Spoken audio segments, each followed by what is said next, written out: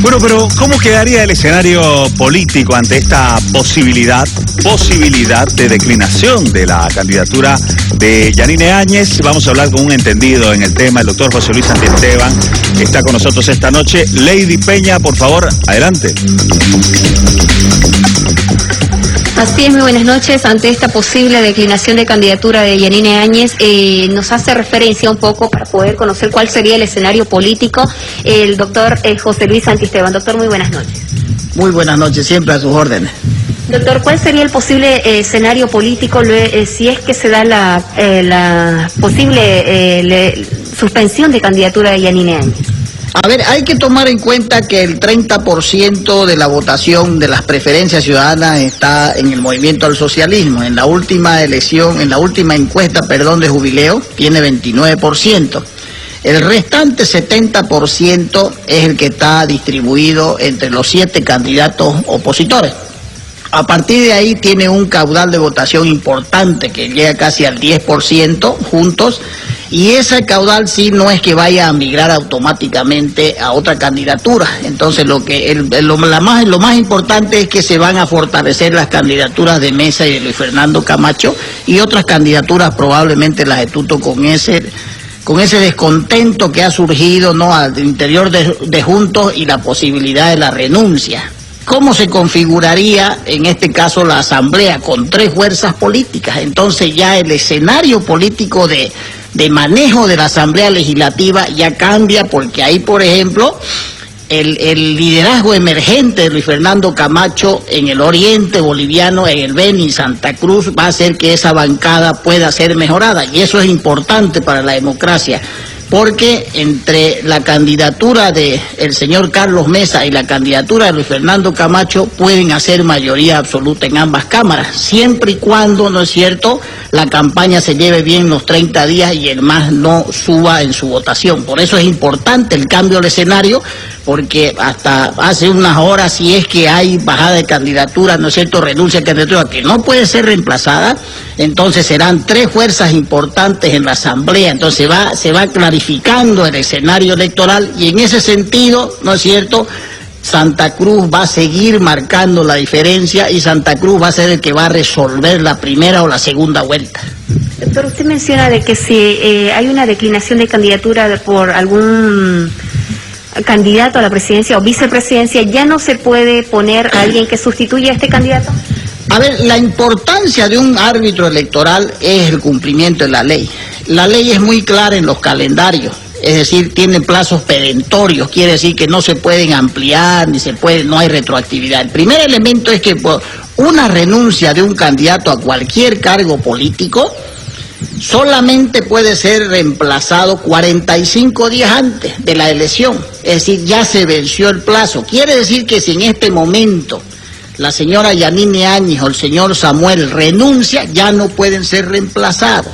Ese es el primer elemento. El segundo elemento, todas las candidaturas, incluidas las de la señora Yanine Áñez, Samuel, no pueden migrar a ninguna otra candidatura de otro partido. Es decir, el que renuncia no puede participar del proceso electoral, no solamente en otra candidatura dentro de su partido, el proceso electoral. Entonces, la bajada, la renuncia, bueno, le dicen bajada, pero es renuncia, ¿no es cierto?, no pueden ser, no tienen reemplazo. El segundo elemento es que los candidatos de Juntos que están en todas las listas a diputados uninominales no pueden migrar a otro partido como candidato, es decir, ya no hay reemplazos para ningún partido. El otro elemento es que hay reemplazos 3 días antes, pero es por causal de inhabilitación, muerte o incapacidad, que eso es otro.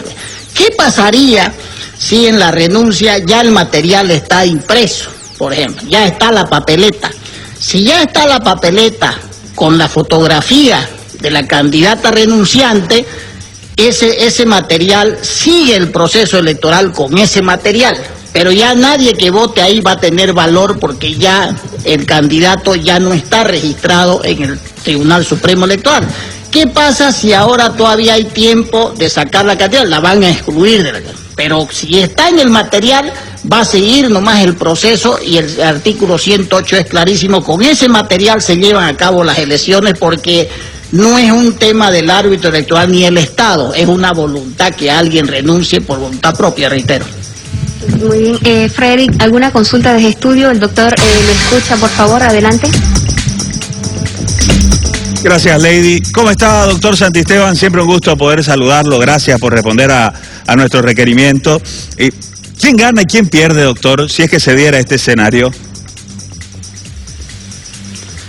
Un saludo afectuoso, Freddy. A ver, el tema de fondo es que se va clarificando ya entre tres fuerzas importantes. Es decir, fíjese usted que por voluntad propia, los partidos políticos y las candidaturas que renuncien están haciendo y están escuchando la voz del pueblo. No se olvide usted que miles de ciudadanos a lo largo y ancho del territorio nacional, a raíz de ese 70% que está en manos de las 7 candidaturas en este momento, pedía siempre unidad. Entonces, fíjese usted que ya quedan 3 fuerzas importantes nomás, y las 3 fuerzas importantes van a llenar los 166 curules que hay en la Asamblea. Entonces, a partir de ahí ya se va clarificando ya la primera y la segunda vuelta, ¿no? Entonces, no es que estos votos de Juntos vayan a migrar todos en cantidad, ¿no es cierto?, exacta a un determinado candidato, no. Los 30 días tendrán los candidatos, es decir, hay 7-10% de Juntos, se suman a los indecisos, del 27-30% que hay de indecisos, para que las candidaturas, ¿no es cierto?, empiecen ya a trabajar ya en ir en sus programas, en sus planes de gobierno, los 30 días que resta de campaña, y a partir de ahí ya se va a ir clarificando, y las próximas encuestas y proyecciones nos van a dar a 3 fuerzas importantes en el país. El que se baje de la candidatura Yanine Áñez alimentaría la posibilidad de una segunda vuelta, doctor Santisteban. ¿Cómo lo ve usted? No, a ver, lo primero que hay que establecer es de que, fíjese usted, de que los que más tienen rechazos o más negativos, o que nadie votaría por ellos, es Arce y Yanine Áñez. Eso es la proyección que ha salido en las encuestas de Jubileo, es decir, son los que más negativos tienen. Por lo tanto, eso visualiza que estos porcentajes de Juntos, ¿no es cierto?, irían a Carlos Mesa y a Luis Fernando Camacho. Y a partir de ahí ya el trabajo que se haga va a ser el que va a definir. En primer lugar, o sea, es muy difícil que el movimiento al socialismo llegue, o sea, gane en primera vuelta, porque lo que se ha dado en las encuestas de Jubileo, desgraciadamente el reglamento de encuestas dice que hay que publicar los votos válidos, y esos votos válidos, o sea, se distorsionan porque hay 27% de indecisos, y ahora ya esos indecisos hay que sumarle el 10% que tenía Juntos si hay renuncia. Entonces, yo creo de que la probabilidad que hay, de acuerdo a las tendencias, es que va a haber segunda vuelta. Doctor Santisteban, tomando en cuenta que la potencialidad, si usted quiere, de aquellos que miraban con buenos ojos la candidatura de Yanine Áñez estaría en el oriente boliviano, en Santa Cruz, la mirada tendría que ser, para aquellos que todavía continúen en carrera, necesariamente, inevitablemente Santa Cruz. Claro, hay un tema de fondo. Fíjese usted que el desplome de la candidatura de Yanine Áñez significó que en las últimas tendencias en Santa Cruz tenía solo 13%, en el Beni 19%, y había un virtual empate con el movimiento al socialismo, y en los otros departamentos se cayó estrepitosamente. Entonces estamos hablando de 13%, las tendencias que marcaban, obviamente que no es nada cerrado, 13% Juntos en Santa Cruz y 19% en el Beni.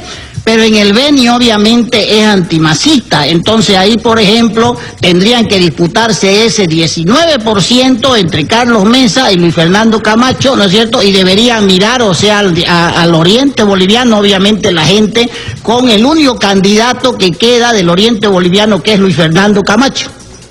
Santa Cruz define presidente, doctor Santisteban, así como están las cosas con este escenario. Indudablemente. A ver, fíjese usted, si el padrón electoral es 7.035.000, descontando los 300.000 que hay en el exterior, y Santa Cruz tiene 1.866.000 votantes, significa casi el 26%, pero también es importante para conformar la asamblea. Hay 28 curules en diputados y 4 en senadores. Entonces lo que hace es que Santa Cruz va a dar gobernabilidad a la asamblea y va a definir el próximo presidente, en primera o en segunda vuelta. Perfecto, ahí está entonces, ¿no? El doctor José Luis Santiesteban dándonos una orientación de cómo se puede venir la mano si es que terminara de confirmarse, oficializarse lo que es la declinación de Yanine Áñez. No hay nada oficial todavía, estamos ahí a la expectativa. Hay algún movimiento importante en distintos puntos del país, sobre todo en la sede de gobierno. Gracias por esta gentileza, doctor. Un abrazo.